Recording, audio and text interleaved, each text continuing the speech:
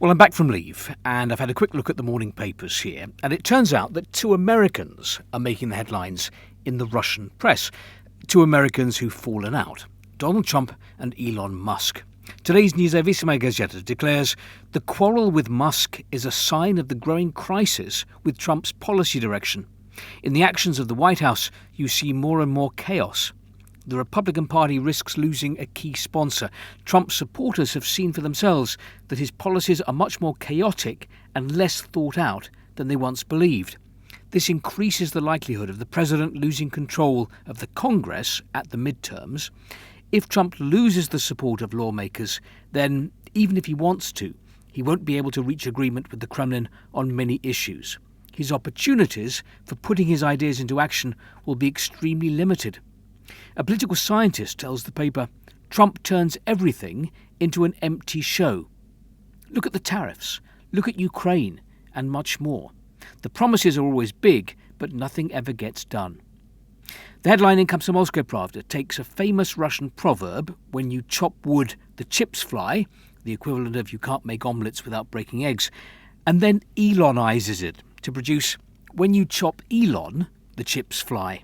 The paper concludes, most of the experts we've spoken to don't believe that there will be nuclear war between the two alpha males.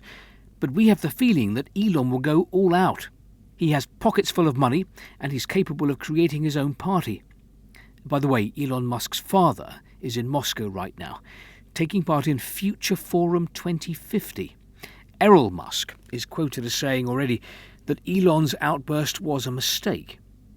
Now, this is curious. Using the two protagonists' patronymics, Komsomolskaya Pravda writes how Donald Fredovich quarrelled with Elon Errolovich.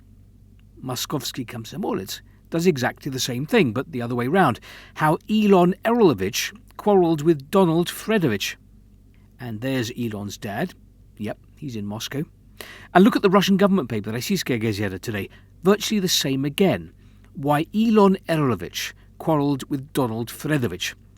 Perhaps these three headlines are inspired by a 200-year-old story by Nikolai Gogol, how Ivan Ivanovich quarrelled with Ivan Nikiforovich.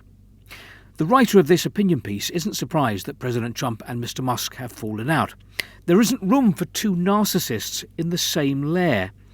He goes on to suggest that there's a chance that the former allies will make cold peace on the basis that it's just business, nothing personal. Although, out of revenge, Musk could start financing the Democrats at the 2026 midterm elections and start ruining things for Trump on the Musk-owned social network X. Mind you, with his contradictory policies, Trump is capable of ruining things for himself even more.